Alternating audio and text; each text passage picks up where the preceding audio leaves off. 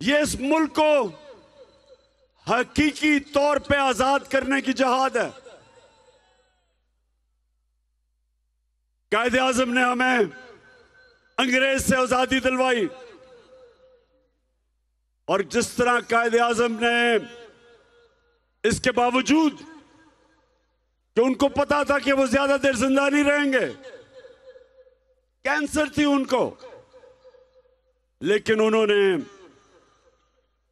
इस तरह की जद्दोजहद की कि आज हम और जब तक पाकिस्तान रहेगा हम कायदे आजम का शुक्रिया अदा करेंगे कि उन्होंने हमें आजादी दिलवाई। लेकिन अहमदाबाद हम अभी तक आजाद नहीं हैं। मेरा मकसद इस्लामाबाद पहुंचने का और आप सबको अपने साथ ले जाने का एक मकसद है कि मेरी कौम हकीकी तौर पे आजाद हो। और आजाद कैसे होगी? जब मेरी कौम को इंसाफ मिलेगा, जब ताकतवर और कमजोर के लिए एक कानून बनेगा, जब छोटा चोर गरीब आदमी जेल में जाए और बड़ा डाकू एनआरओ लेके वजीर आजम बन जाए।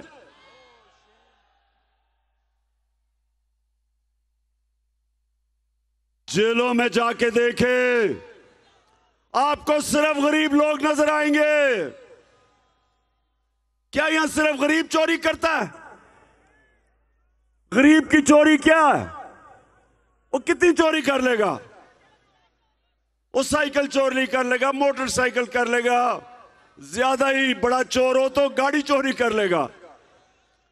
लेकिन यहां तो मुल्क को चोरी कर देख के बाहर भाग गए हैं। यहां तो मुल्क को लूट गए हैं। ये जो जूते पॉलिश करने वाला शहबाज शरीफ,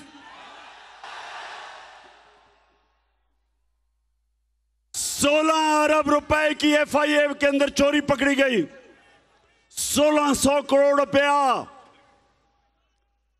और 8 अरब रुपए, 800 करोड़ रुपए की चोरी नैब में पकड़ी गई इसकी टीटी केस में। तो 24 अरब रुपए का जो डाकू है, उसकी सहूलत, उसकी ताकतवर हलकों ने मदद की, उसको नई सजा देने दी, उसके केसेस को स्लो डाउन किया, जजेस के ऊपर प्रेशर डाला, और जिसको आज जेल में होना चाहिए था और इस कौम का चोरी किया हुआ पैसा वापस होना चाहिए था, उसको आज वजीर आजम बना दिया। जो राणा सनाउल्लाह,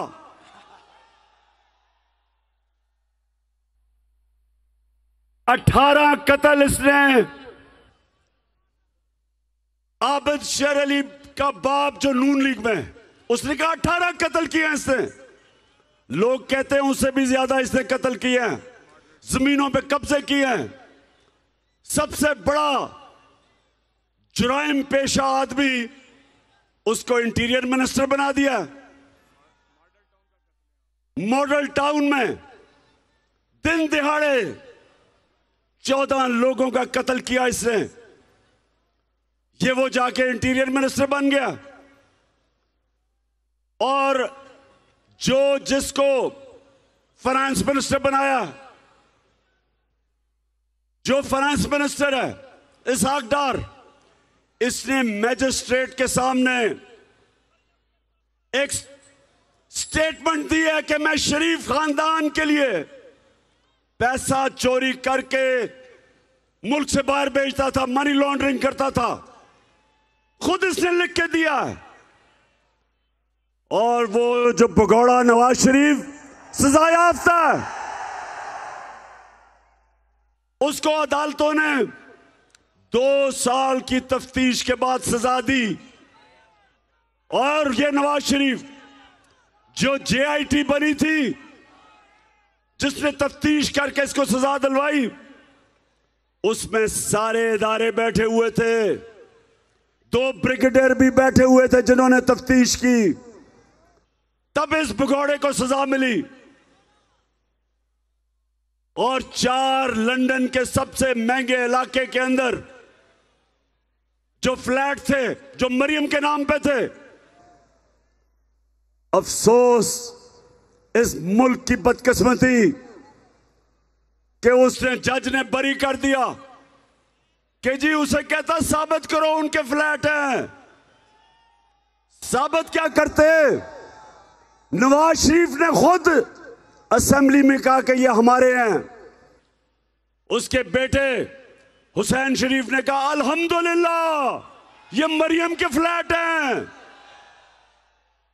और जज उससे पूछता कि साबित करो, और अपना नायब का आदमी बिठाया जो कहता जी मैं तो साबित कर ही नहीं सकता। तो एमनाबाद सुन लो मेरी बात। मेरे नबी सल्लल्लाहु अलैहि वसल्लम ने आज से 1500 साल पहले कहा था कि वो कौमें तबाह हो जाती हैं, वो कौमें तबाह हो जाती हैं जिधर सिर्फ छोटे चोर को जेल में डाला जाता है और बड़े डाकू को उस मुल्क का इंसाफ का निजाम नहीं पकड़ सकता। 1500 साल पहले मेरे अजीम लीडर ने तब कह दिया था वो कौम बचती नहीं है तबाही से। हजरत अली रजी अल्लाह ताला ने क्या कहा था कि कुफर का निजाम चल जाएगा लेकिन ना इंसाफी और जुल्म का निजाम नहीं चल सकता। मेरे पाकिस्तानियों सुन लो, ये जो निजाम हमारे पे मुसल्लत किया है, आज ये जो चोरों को हमारे ऊपर बिठाया है, इस मुल्क के सबसे बड़े माफियाज 30 साल से इस मुल्क को लूट रहे थे। पहले जनरल मुशर्रफ ने पहले इनको दोनों को चोरी में निकाला और फिर अपनी कुर्सी बचाने के लिए दोनों को एनआरओ दिया, पैसा पाकिस्तानी कौम का, और माफ कर रहे मुशर्रफ, उसका अपना पैसा तो था ही नहीं। और इन दोनों ने मिलकर 10 साल मुल्क को लूटा। और उसके बाद बंद कमरों में फैसला हुआ, थोड़े से लोगों ने इस मुल्क के मुस्तकबिल का बेड़ा गर्क किया। बंद कमरों में फैसला करके फिर इन चोरों को पर मुसल्लत कर दिया हमारे। और आज हमारी माशत देखो, इन्होंने आके जो हमारी इंडस्ट्री तेजी से बढ़ रही थी, नौजवानों को नौकरियां मिल रही थी, वर्ल्ड बैंक कहता है कि सारे बर्रे सगीर में पाकिस्तान में सबसे ज्यादा रोजगार दिया जा रहा था। हमारी माशत 2 सालों में 17 साल के बाद सबसे तेजी से आगे बढ़ रही थी।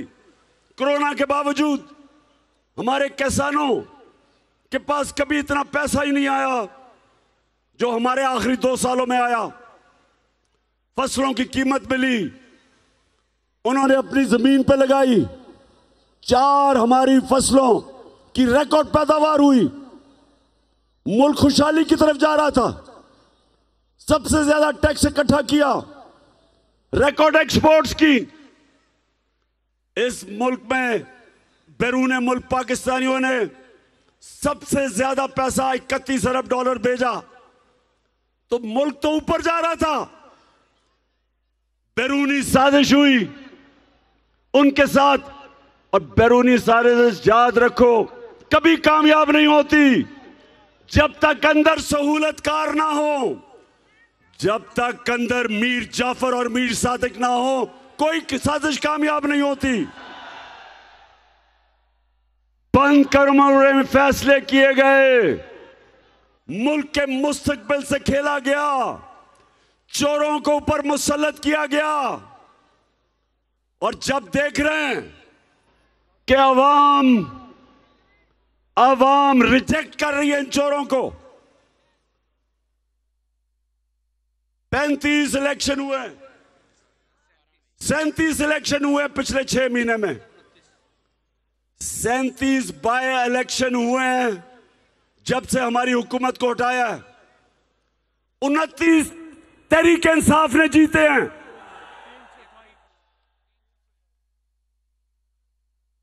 75% इलेक्शन सारी जमातें एक तरफ तहरीक इंसाफ ने उनको सबको हराया। दुनिया की तारीख में, दुनिया की जमहूरियत की तारीख में ये आपके सामने वो इंसान खड़ा है जिसने वर्ल्ड रिकॉर्ड कायम किया है। 8 इलेक्शन जीता हूं मैं, 8 इलेक्शन, और एक ही असेंबली के 12 इलेक्शन जीता हूं, सिर्फ इसलिए कि सारी कौम फैसला कर बैठी है, इन चोरों को रिजेक्ट कर बैठी है, इस माफिया को रिजेक्ट कर बैठी है। वो जो बार भगोड़ा, जब इससे सवाल पूछा जाता है कि नवाज शरीफ बताओ ये आपके पास पैसा किधर से आया, तो दुम दबा के बाहर भाग जाता है, वहां जाके डील करता है, वहां जाके डील करता है, और जब यहां डील होती है तो वापस आता है, फिर लूटता है, फिर मुल्क का पैसा लूटता है, और फिर जब पकड़े जाने लगता है फिर बाहर भाग जाता है। अब वो भगोड़ा बाहर बैठ के इंतजार कर रहा है कि यहां माहौल साजगार हो, यहां ताकतवर हलकों से अंडरस्टैंडिंग हो कि वो फिर जाए। नवाज शरीफ तुम भी सुन लो और तुम्हारे सहूलतकार भी सुन लो, सब सुन लो, हैंडलर सुन लो कि ये पाकिस्तानी कौम है, ये भेड़ बकरियां नहीं है, ये गाय भैंसे नहीं है कि जब तुम्हारी बात ना माने, जिस तरह गाय भैंसों को डंडे मार के इधर लपीट कर दो और जब चाहे तो उनको इधर भी कर दो डंडे मार के। ये पाकिस्तान की कौम है, ये उम्मत है, ये दुनिया के सबसे अजीम लीडर नबी सल्लल्लाहु अलैहि वसल्लम की उम्मत है। ये ला इलाहा इल्लल्लाह में मानने वाले लोग हैं। इनको अगर आप ये जो जबरदस्ती कोशिश करेंगे कि इन चोरों की हम हिमायत करें या इनकी क़ियादत को कबूल कर दें, मैं आज आपको कह रहा हूं कि कौम आपके खिलाफ हो जाएगी। कौम किसी के साथ, जो इनके साथ होगा, कौम उनके खिलाफ होगी। इदारों की इज्जत तब होती है जब कौम इदारों की इज्जत करती है। इदारे अपनी इज्जत कैसे करवाते हैं? अपने फैसलों से। जज अपनी इज्जत कैसे करवाता है? अपने फैसलों से। जस्टिस कॉर्लिनियस को आज भी दुनिया जानती है कि वो एक ऐसा जज था जो इंसाफ कायम करता था, कानून की बालादस्ती, उनकी इज्जत करते हैं लोग। अपने इदारे, उनकी मजबूती तब होती है जब कौम उनके पीछे खड़ी हो। और अगर वो इदारों का ख्याल है कि वो चोरों के साथ खड़े हो और ये समझे कि ये भेड़ बकरियां भी उनके पीछे लग जाएंगी, भेड़ बकरियां तो लग जाएंगी, पाकिस्तानी कौम नहीं लगेगी। हम इंशाअल्लाह इस्लामाबाद आ रहे हैं। मैं सारे पाकिस्तान से जैसे इस्लामाबाद के करीब पहुंचूंगा, और हमें देर लग रही है, हमें 8-9 दिन लगेंगे इस्लामाबाद पहुंचते हुए। सारे पाकिस्तान को मैं आज दावत दे रहा हूं। गिलगित बल्तिस्तान से काफिले निकलेंगे, बलूचिस्तान से काफिले निकलेंगे, सिंध से काफिले निकलेंगे, सारे पाकिस्तान से काफिले निकलेंगे इस्लामाबाद की तरफ। होते हैं इंसान अपनी हकूक के लिए जद्दोजहद करता है। आप सब ने मेरे साथ अभी हल्फ लेना है। आपने सब ने हाथ खड़े करके मेरे साथ हल्फ लेना है अपनी हकीकी आजादी के लिए। इसके बाद ये फैसल पड़ेगा और ऊंचा आपने इसका जवाब देना है। हाथ खड़ा कर ले जी। बिस्मिल्लाहिर्रहमानिर्रहीम। हम हल्फ उठाते हैं कि हम पाकिस्तान के आईन की हमेशा पासदारी करेंगे, कि हम कभी भी अल्लाह के सिवा किसी के सामने नहीं झुकेंगे और हम हकीकी आजादी के इस जिहाद में आखिर तक इमरान खान के साथ जद्दोजहद करेंगे। अल्लाह हम सबका हामी और नासिर हो। आमनाबाद। फिर से दिल से शुक्रिया अदा करता हूं आपका, बहुत बहुत शुक्रिया। पीटीआई का हकीकी आजादी मार्च सिर्फ बोल दिखा रहा है। 24 घंटे हकीकी आजादी मार्च, सबसे ज्यादा रील्स और सबसे ज्यादा रेटिंग्स के साथ बोल रहा नंबर 1। सब्सक्राइब करें और बेल दबाएं ताकि कोई खबर रह न जाए।